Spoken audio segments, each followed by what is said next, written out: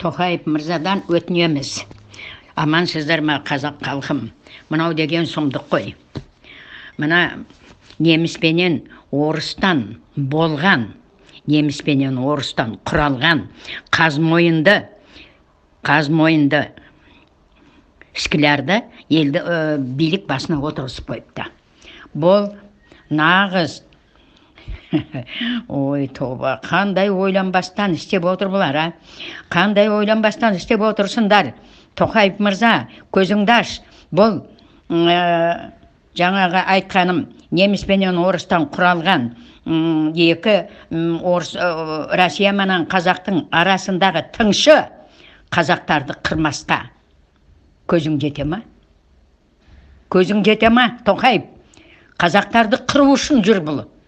Баяғыда ата-бабамыз, анасы басқа ұлттан болса, сол әйелден, басқа ұлтты әйелден туылған баланы ел басына патша қылып немесе қан қылып немесе уәзір қылып сайламаған.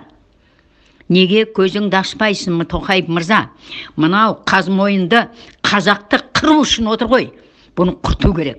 Баяғыда ата-бабаларымыз мұндайларды қамшымен құртқан.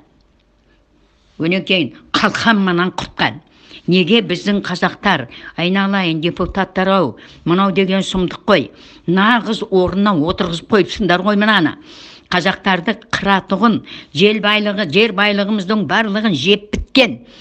Қазақтарды қыратұғын нағыз қырғыншыны отырғызып қойыпсыңдар ғой елдің басына, биік басына, Исмаиловтың орнына. Неге сендер осыны құртамайсыңдар?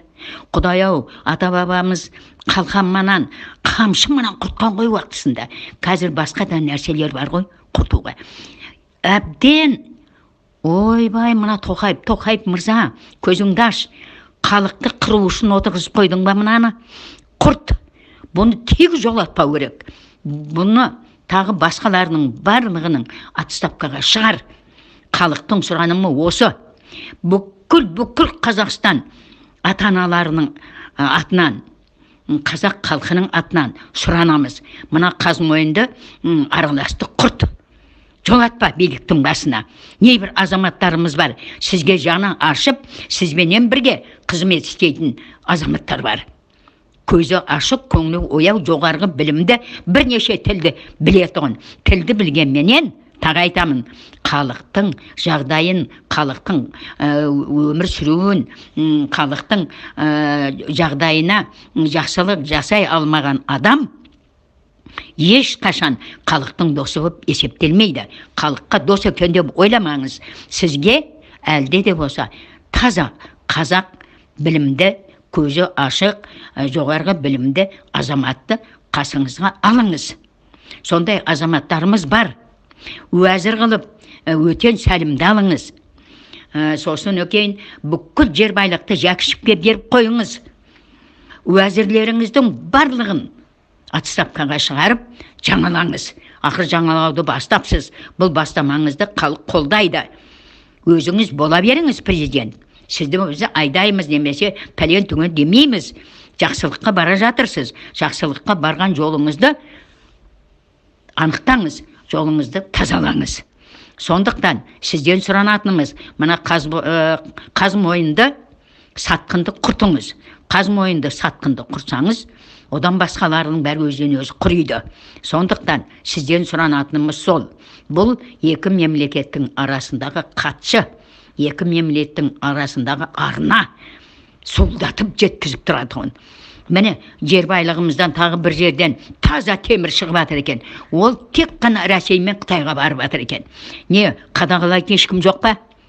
Жер байлығын қадағалайтын өзіміздің таза ұлтты қазақ қанды, таза қанды өзіміздің ұлттан сайласаңызшы.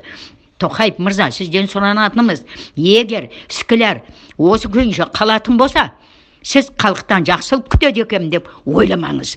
Көзіңізді ашыңыз. Құртыңыз мына қазмойынды бәлені. Апарып отырғызып қойыпсыз. кімнен қорқып отырсыз? Ой, Тоқаев мырза, халық барында ешкімнен қорықпа. Халық барда Тоқаевтан да қорықпа. Халық барда Тасмағамбеттен де қорықпа. Нұрсұлтаннан да қорықпа. Ол уже бітті. Халық бар жерде ешкімнен қорықпа. Тоқаев мырза, сізден сұранамыз. Халық сізді құтқарып қалады. Халық соларды бағып отырған. Халықтың несібесі солардың барлығының жанұясын, үрім бұтағын, барлық тамырларын бағып отырған қазақ халқының несібесі. Сондықтан несібені біреуге жегізбеңіз. Жер байлығының барлығын қолыңызға алыңыз. Сондай қолына алатын азаматты іріктеп, халықпанан ойласып сайлаңыз. Мынау жаңағы ішкілердің отырған жеріндегі уәзірлері бар ма? Соның қатшысы бар ма? Барлығын отставкаға шығарыңыз, тазалаңыз. Жаңа Қазақстанға аяқ басыңыз. Сізді халық қорғайды, сізді халық қолына алады, сізді халық құрметтейді. Халықпанан бірге ойласып жасаңыз. Міне, сонда барып халықтың қарын тояды, сонда барып халықтың көзі ашылады. Сізге рахметін айтады. Сізді бәле-жәледен қорғайтын осы халық. Жанұяңды да бәле-бәледен қорғайтын, балаңды да, жалғыз көзіңнің ағыманан қарасы балаңды да қорғайтын халық. Сондықтан халықпанан ойласып тірлік қылыңыз. Ертең сәрсенбі күні сайлайды деп отыр. Ықтият болыңыз. Егер осы күйінше Қазмойынды жаңағы сатқынды отырғызып қоятын болсаң, халықтан жақсылық күтпеңіз. Міне менің айтарым осы.